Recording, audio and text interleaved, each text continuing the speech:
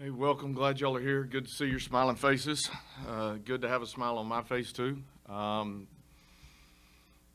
lot of things, again, we had a fantastic weekend last weekend with the opening of the season at home, all the renovations, the family fun day. I thought it really went off well. I hope people really got to come out and enjoy themselves and enjoyed being around each other.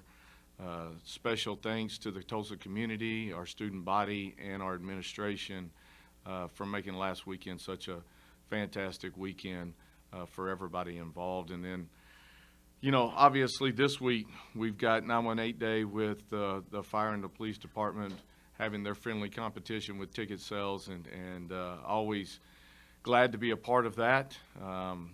Those men and women do so much for our community, and just a way that we can support them and give back to them. I'm sure that will be a fantastic part of this game as well.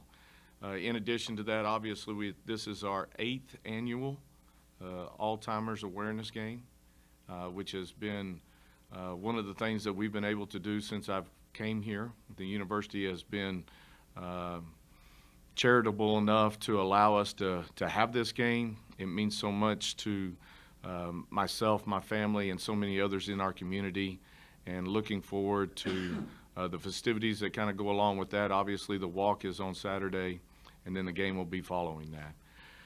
Going back through, I was really pleased with the way our team played on Saturday, just continuing to stay together through some adverse things that happened. But finding a way to win, and that is important at this time of the year. I think it helps mold your team. You're going to be in tough battles throughout the year, especially with the schedule that we play and in the conference that we play in. You're going to be in a lot of tight ball games like that, and so for guys to be able to step up and make plays in those situations and find us a way to win, I thought was incredible. And I thought we did it in all three phases. I mean, offensively, got the ball back. Defense had a big stand there on a 4th down. We get the ball back, go get points. We squib a kick, almost get it back right there, but a really nice play there on special teams. And then the defense seals the win for us with an interception there late. So all three phases really contributed to that win. A lot of guys stepped up in those type of situations, and that was really good to see. Now, we still got a lot of things to improve upon. We still got a lot of things to get better at.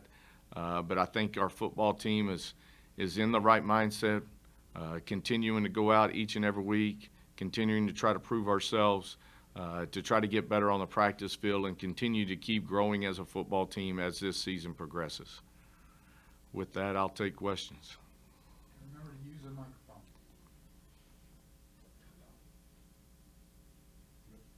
Hey, Coach. We were talking a lot about Davis Brennan, his improvement going into the season. Just how would you grade him so far, a couple of games in? I think so far I thought he's really managed games well. I think he has made good decisions with the football. I think he's done a really good job of working through the offense, taking what the defense gives us. I thought he spread the ball around extremely well.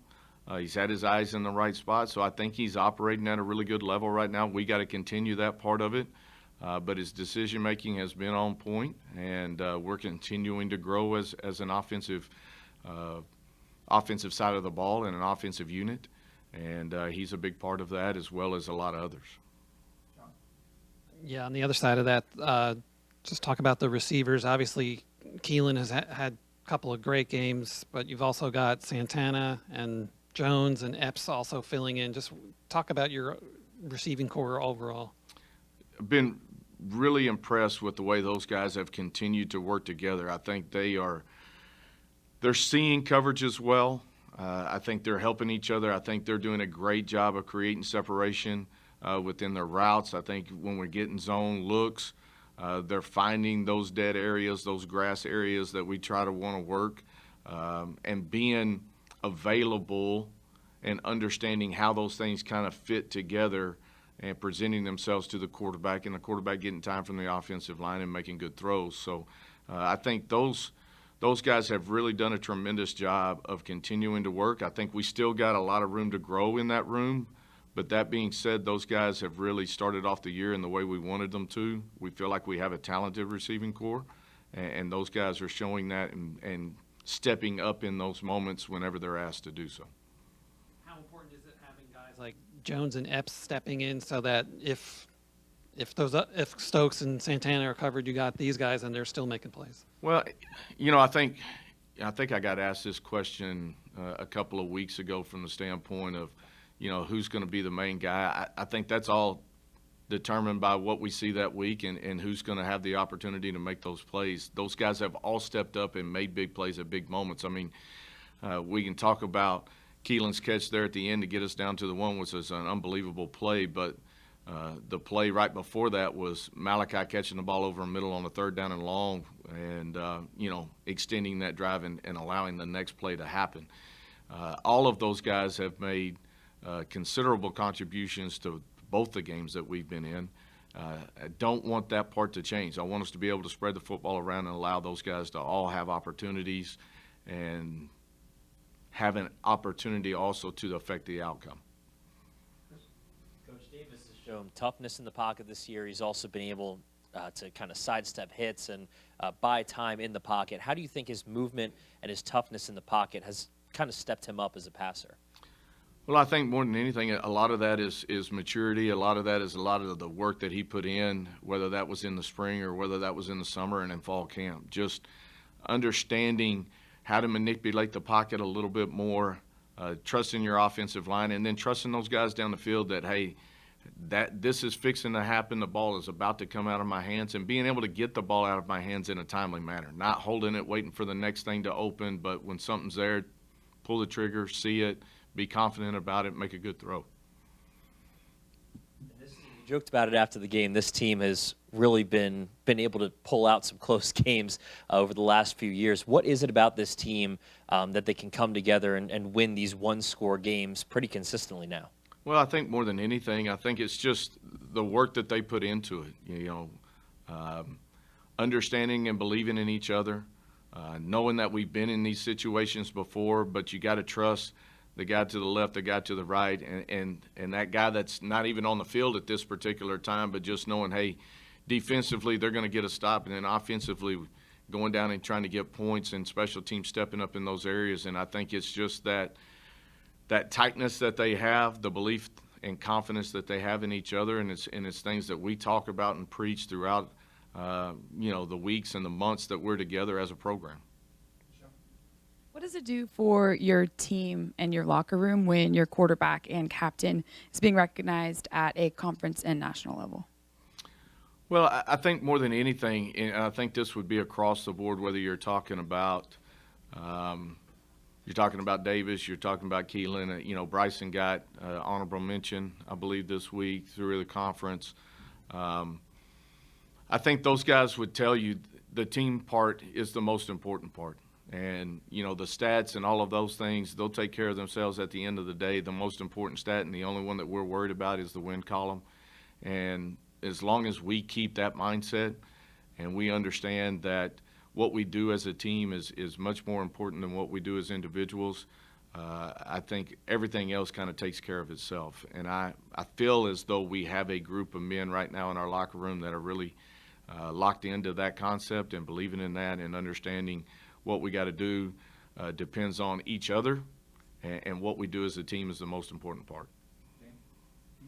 When we headed into this season, you're a little concerned with your offensive line. Now you have a couple games under your belt. How do you feel that they've grown and being able to give Davis a protection that he's had? Because obviously he's been playing very well right now. Yeah, I think, Dan, those guys, it's a total new group, right? And there's a lot of inexperience in there, but there's also a lot of guys that were hungry to kind of prove who they were and what they could do together. They're continuing to improve each and every week, and each and every practice that we step out there. I was really impressed with what they did last week in practice. We made an effort to really talk about improving our run game, getting that on track a little bit more. I thought we did some better things, especially in the second half in our run game. That goes along with what our tight ends are involved in doing and what our running backs are involved doing. But it has always been a statement of mine ever since I've gotten here. You got to win the trench on both sides of the football, and those guys are so vitally important. And we've got to do a great job of continuing to improve there, because the way they go is the way we're going to go. And I think they understand that. I think they're bought into that, and they're just continuing to get better, and we got to continue to keep striving more. On the defensive side of things, Justin Wright's been stepping up. I mean, you knew you were going to be without Jackson Player, and you needed a focal leader on that side of the ball. What has Justin been able to do for you?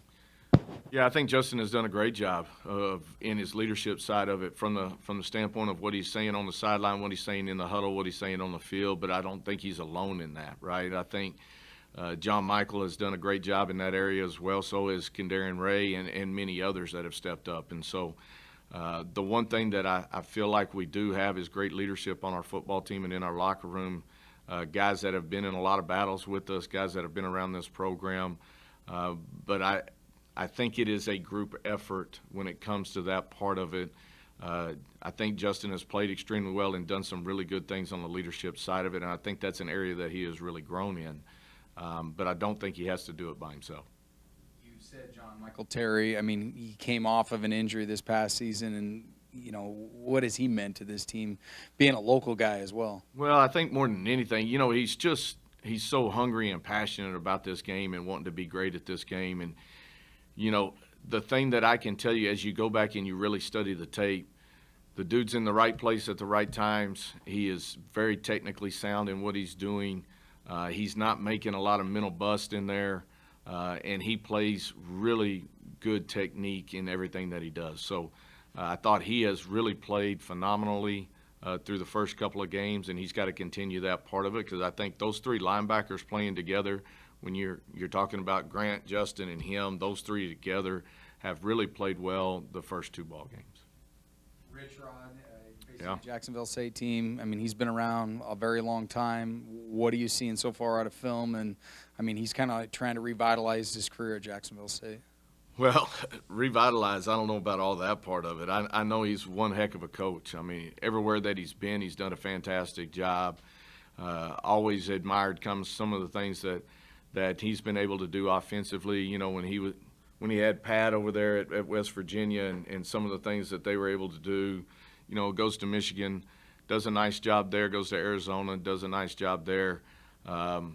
He's a guy that is very innovative in what they want to do offensively. Obviously, he's got a heavy hand in that. I know Rod Smith is with him, who has been with him for a lot of years, and I think may have been his first quarterback back in the day at one of the earlier stops that he had. But I know those guys have been together a long time. They understand. They talk the same language.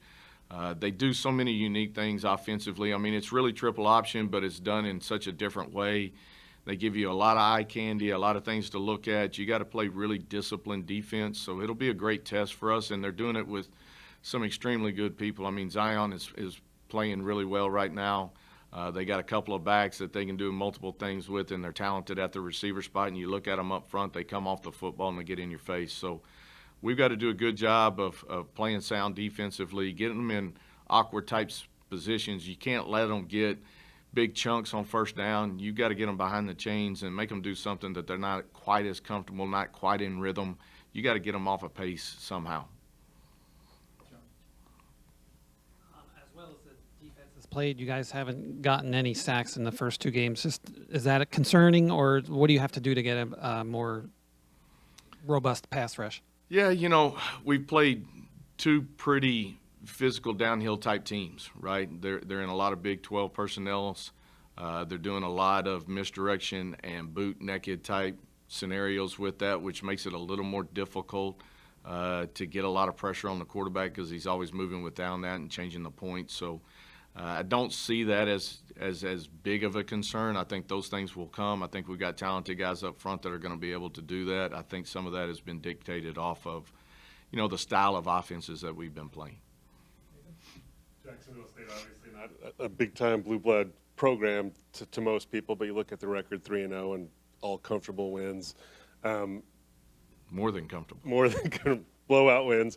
Are you confident your players and your team knows that how good of a test they might get Saturday night? I think they do. I think we understand that completely. We got to have a great week of work. This is also a program that is in that transition phase of going Division I. I think they're looking at going into Conference USA. They're already up their scholarships. They got a ton of money right now that's pouring into their program, and so They've got quite a few transfers from a lot of Power 5 type schools, if you will, Power 6 type schools.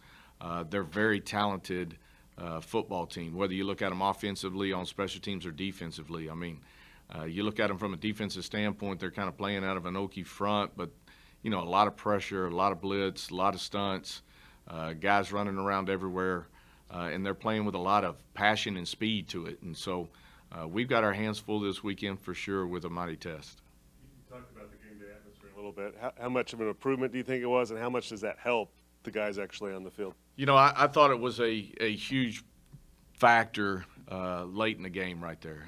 We had students were still around and in the stands. The home side of it was really up, and they were on their feet, and they were cheering. I thought that was a big momentum lift for us as a football team. I thought our guys felt that. Honestly, again, I'm going on 8 here, and that might have been the best game day atmosphere that we've had since I've been here. And, we've had some really good ones, but that one's got to be up there amongst the top 1, 2, or 3. Just, again, couldn't be more thankful for the community and the students for coming out and being a part of it. And hopefully they'll keep coming back. We had an exciting game, obviously, and got to finish it up with a lot of fireworks and all of that. So it was a great atmosphere for our football game and for our players. This one's a little bit more about the culture of the team. After that win, there was the big "I Got You" video posted all over social. Can you just talk about the meaning behind that, the "I Got You" kind of phrase? It seems to be the cornerstone for your team this year. Yeah, that's really something we started in year 1, and it's kind of been one of our slogans, if you will, kind of one of our mainstays. And it really is talking about just having each other's back and understanding that we're here for each other.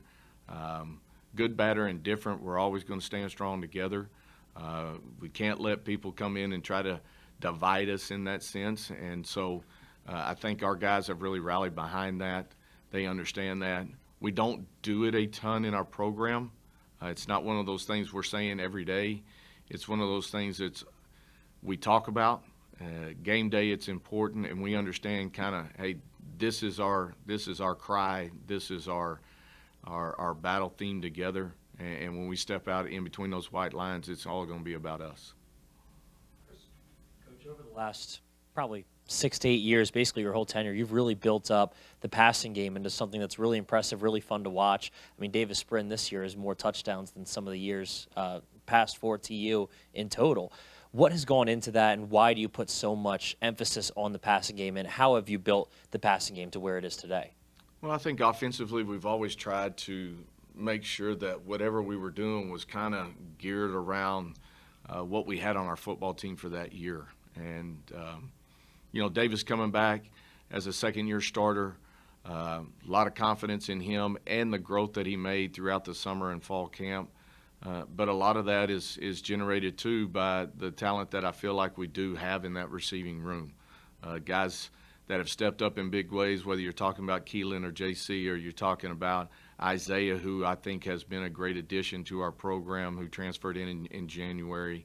And then Malachi, who got some playing time last year, maybe not had the production, but felt like his move inside for us has really fit him. And I think his production is obviously a kind of byproduct of that. And so those guys are working well together. They put a lot of time and energy into getting out on the field and getting timing down, whether that's in the summer, whether that was in the OTA part of it, whether that was in fall camp, and just understanding we got a chance to have a special connection here, but we got to put in the work to make that happen, and I think they've done that.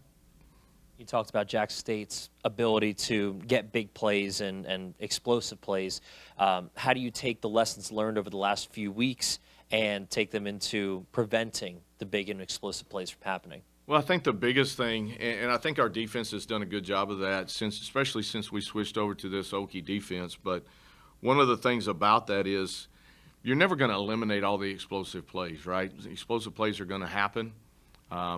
But when they do happen, you've got to do a really good job of getting that guy on the ground and being able to line up and play defense again. And that has been a mainstay of what we've been able to do. We got to play great on third down. We got to get off the field on third down. and we've got to do a great job in the red zone. When, again, to go back to your question, an explosive play happens, we got to make a tackle, get him on the ground, and line back up again and play the next play. Any other questions? Yeah, Jacksonville State has 6 turnovers on the season already. I was going to just ask you if you what the importance is of taking care of the ball and maybe winning the turnover battle and how that affects the game. You know, I think it's something that we've stressed throughout fall camp and throughout our prep coming into games. I know our defense has been working on that tremendously throughout that time, whether that's in our drill period, whether that's in our good-on-good periods. That is a big emphasis of our defense. Offensively, obviously, we're doing everything we can to take care of the football. So the turnover battle is always a major key in every game. It's one of the things that we feel like we've got to do a good job of trying to win. Between that and field position, those are things that can affect the game in a negative way in a hurry. So we'll continue to keep pushing that part, and hopefully we'll come out on top on that category. Anybody else? Yeah, just quick personnel questions. Jordan Ford didn't play in that game. Was that a coach's decision or injury or? No, he hasn't. He's a little bit banged up. He's kind of day-to-day right now. We'll see what he does this week at practice. And then also Ty Marks going in for Darrell Simpson on the starting line, offensive line. Just talk about that change. Yeah, we just we've had a really competitive fall camp when it comes to these offensive line positions. Thought Ty in game 1, the reps that he was in, thought he performed pretty well, had a good week of practice. Thought he deserved an opportunity here to kind of see what that was going to look like. There's still going to be rotating spots each and every week up there and making sure that we got the right guys in at the right times. But those battles are going to continue to go on, and I think that competitive edge keeps everybody sharp, keeps our offensive line sharp, and those guys understand that. For more information, you can visit TulsaWorld.com.